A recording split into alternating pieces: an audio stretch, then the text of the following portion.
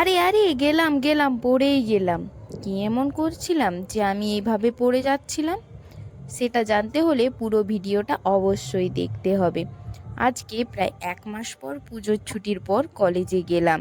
তবে এই যে আমাদের ডিপার্টমেন্টের বারান্দাতেও কিন্তু খুব সুন্দর গাছ লাগানো আছে, বাগান বিলাসও ফুটেছে। আমি একটি ফুল তুলে কানে গুঁজে নিলাম। তারপর আমাদের ক্লাস ছিল না, তাই কলেজটা একটু ঘুরছিলাম। না মানে ঘুরিনি, পেয়ারা তুলতে গিয়েছিলাম। তারপর গিয়ে দেখি সব কচি পেয়ারা। তবু আমার এক বান্ধবী ওই কচি পেয়ারাই খাবে।